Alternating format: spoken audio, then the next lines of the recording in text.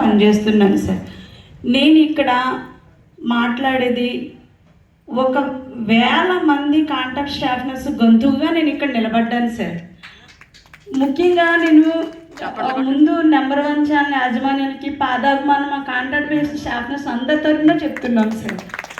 ఎందుకంటే మేము సంఖ్యగా చూడాలంటే చాలా ఎక్కువ మంది సార్.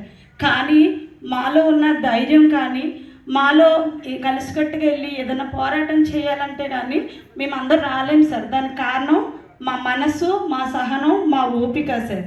పేషెంట్ పట్ల ఉన్న ఆ యొక్క ఓపికని మేము వదిలి రాలేక పేషెంట్కి సేవ చేస్తూ మా యొక్క జీవితాన్ని దారపోస్తున్నాం సార్. ఇక్కడ ఒక చీమ సముద్రంలో కొట్టుకుపోతుంటే ఒక ఆకు తనకి సపోర్ట్ దొరికితే తన బతికి బయటపడ్డట్టుగా మిమ్మల్ని చూస్తుంటే నాకు అంత సంతోషంగా ఉంది సార్. ఎందుకంటే ఇక్కడ సునీల్ సార్ నేను ఫాలో అవుతూ ఉంటాను సార్ ఫేస్బుక్లో అదిని సార్. కానీ తర్వాత ఇక్కడ మా రెగ్యులర్ అసోసియేషన్ తరఫున ఒక స్టాఫ్ గారు కూడా వచ్చారు సార్. మేము కొన్ని 15 సంవత్సరాల నుంచి చాలా కష్టాలు పడుతున్నాం సార్. ప్రతి సంవత్సరం రెగ్యులర్ నోటిఫికేషన్ తీసి జాబ్ తీయవలసిన గవర్నమెంటు 15 సంవత్సరాల నుంచి మమ్మల్ని కాంట్రాక్ట్ బేసిక్లోనే ఉంచి మా చేత ఎంతో సేవ చేయించుకొని మాకు ఒక అన్యాయాన్ని ఇప్పుడు మా ముందు పెట్టారు సార్.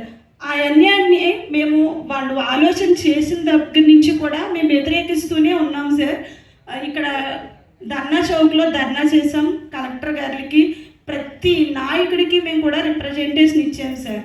మాకు జరిగిన అన్యాయం ఏంటంటే మేము ఇన్ని సంవత్సరాల నుంచి గవర్నమెంట్లో కాంట్రాక్ట్ బేసిక్గా పనిచేస్తూ ఈరోజో రేపో లేకపోతే ఎల్లుండో మమ్మల్ని ఏదో ఒక గవర్నమెంట్ మమ్మల్ని రెగ్యులర్ చేస్తుంది అని మేము ఆలోచన చేస్తున్న సమయంలో ముందు జగన్ గారి ప్రభుత్వంలో సార్ కొన్ని సచివాలయం పోస్టులు తీశారు. ఆ పోస్టుల్లో ఏఎన్ఎం పోస్టులు కొన్ని ఎక్కువ తీశారు సార్. అవి ఉన్న జనాభా కన్నా పోస్టులు ఎక్కువగా ఉండడంతో వాళ్ళు ఏం చేయాలో తెలియక కొంతమంది యూనియన్ నాయకుల ఆలోచనలతో అది ప్రజా ఆరోగ్యానికి దెబ్బతీసేలాగా వారిని ఒక కొంచెం ట్రైనింగ్ ఇచ్చి స్టాఫ్ నర్సులుగా రెగ్యులర్ వేకెన్సీ పోస్టులో మా బదులు వాళ్ళని ఫిల్ చేస్తున్నారు సార్.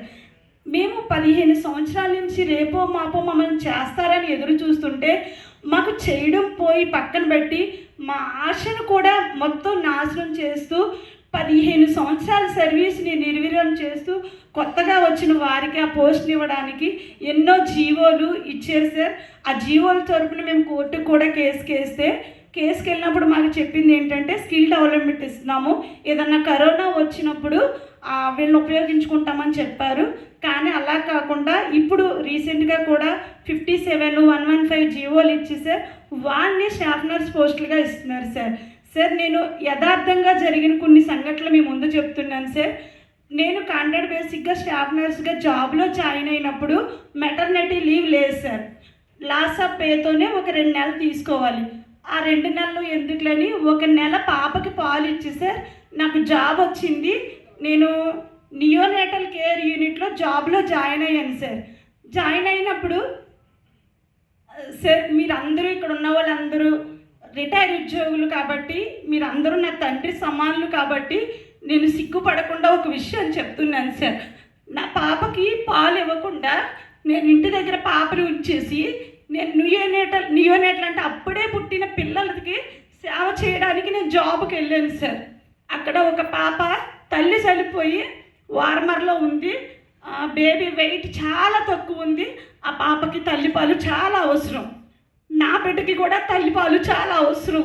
కానీ నా బిడ్డ ఇంటి దగ్గర ఉంది, ఇక్కడున్న బిడ్డకి తల్లి లేదు.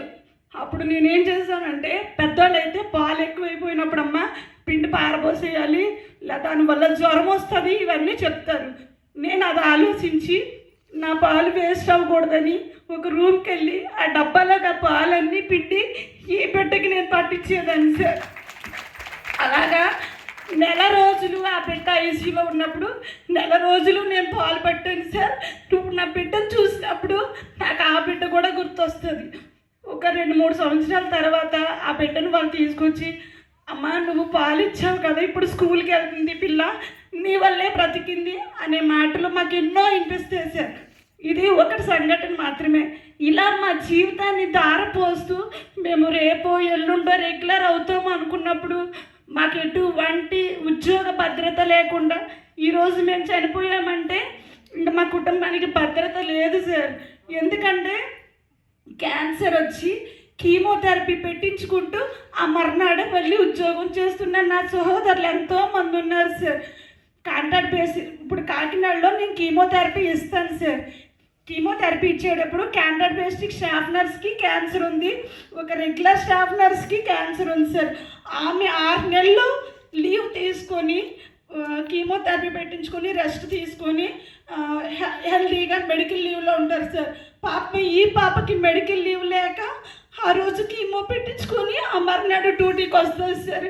ఇలాంటివన్నీ మేము మనుషులమే కదా సార్. మేము కూడా వాళ్ళు ఎంత సర్వీస్ చేస్తారో అంతకన్నా ఎక్కువ సర్వీస్ చేస్తాం. వాళ్ళకి ఎలాంటి యూట్రస్ ఉంటుందో మాకు అలాంటి యూట్రస్సే ఉంటుంది, వాళ్ళకి ఎలాంటి ఆరోగ్యం ఉంటుందో మాకు అలాంటి ఆరోగ్యమే ఉంటుంది సార్.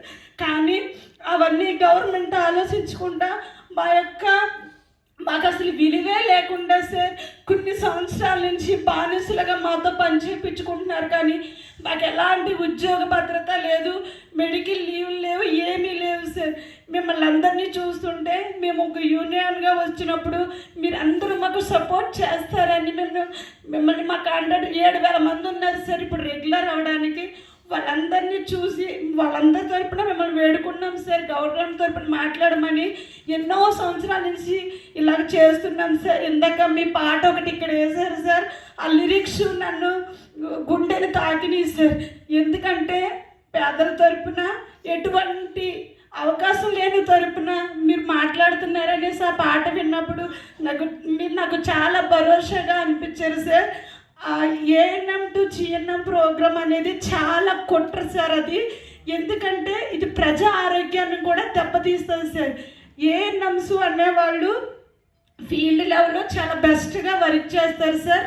వాళ్ళు వ్యాక్సినేషన్ దగ్గర నుంచి మీకు తెలియదు సార్. ఏఎన్ఎంస్ అంటే మన ఊరిలో వ్యాక్సినేషన్ వేస్తూ ప్రజలకు చాలా మంచి సేవ చేస్తూ ఉంటారు సార్. స్టాఫ్ నర్స్ అనే వాళ్ళు ఐసీలో వర్క్ చేస్తూ వెంటిలేటర్లు ఉన్న పేషెంట్లు చేస్తారు సార్. అలాంటి 15 సంవత్సరాల మా సర్వీస్ని తొంగలో తక్కువ వేస్తూ 18 నెలల ట్రైనింగ్ ఇచ్చి రెగ్యులర్ వేకెన్సీ పోస్టులో వీళ్ళకి ఇస్తే మేమేమైపోవాలి సార్? మాతో పాటు ప్రజలు వైద్యం చేయించుకుంటారు కదా, మరి ఆ ప్రజా ఆరోగ్య పరిస్థితి ఏంటి సార్? మేము ఈ విషయాన్ని ఎన్నోసార్లు హెల్త్ మినిస్టర్ గారి దృష్టికి తీసుకెళ్ళాం సార్. ఫస్ట్ హెల్త్ మినిస్టర్ గారి దృష్టికి తీసుకెళ్ళినప్పుడు ఆయన ఒకటి చెప్పారు, గత ప్రభుత్వం చేసిన తప్పిదం ఇది, మేము దీన్ని కంటిన్యూ చేయము, దీనికి ఏదో ఒక సొల్యూషన్ చేస్తామని చెప్పారు సార్. కానీ ఒక 2 రోజుల్లోనే మరి ఆయనకి ఎవరు చెప్పారో ఏం చెప్పారో మాకైతే తెలియదు. కానీ వెంటనే మళ్ళీ ఆయన ఏఎన్ఎంలో ఇంటెన్సిఫైడ్ జిఎన్ఎంనే సపోర్ట్ చేస్తూ వాళ్ళు మళ్ళీ ఈ రకమైన జీవోలు అవి కూడా మేము బయటికి లేని పరిస్థితులు, ఇప్పుడు వరదలు అలాంటివి వచ్చినప్పుడు మాకు లీవ్లు ఇవ్వరు సార్. మీరు ఎమర్జెన్సీ సర్వీసు అలాంటి పరిస్థితుల్లో మీరు డ్యూటీలోనే ఉండాలని చెప్తారు సార్. అలాంటి టైంలో ఆ జీవో రిలీజ్ చేసి వాళ్ళకి పోస్టింగ్లు ఇవ్వడానికి సన్నాహాలు జరుగుతున్నాయి సార్. దీనివల్ల మాతో పాటే విద్యకి, నర్సింగ్ విద్యకి, ప్రజా ఆరోగ్యానికి చాలా నష్టం జరుగుతుందని నేను తెలియజేస్తున్నాను సార్. రేపొద్దున్న నాకులాగా ఎవరు చదువుకోవడానికి ముందుకు రారు, ఏమన్నా చదువుకుంటే చాలా అనే ఆలోచనలో ఉన్నారు సార్. ఇది చాలా పెద్ద సమస్య సార్. చెప్పడానికైతే మీకు అసలు ఎలా అర్థమవుతుందంటే సార్, ఇప్పుడు సచివాలయంలో మహిళా పోలీసులు తీశారు సార్. వాళ్ళు ఎక్కువైపోయారని కానిస్టేబుల్లో కలపరు కదా సార్. ఆ విధమైన అటువంటి ప్రాబ్లం ఉంది సార్. ఇక్కడ మేము మాట్లాడలేము కాబట్టి మా మీద చాలా బలమైన బాణాలు విసురుతున్నారు. మీరే మా అందరి ధైర్యం సార్. మీరు అందరికీ మాకు సహకారం చేస్తారని కాంట్రాక్ట్ స్టాఫ్ నర్సులు అందరి తరఫున నేను కోరుకుంటున్నాను సార్. థ్యాంక్ యూ అమ్మా.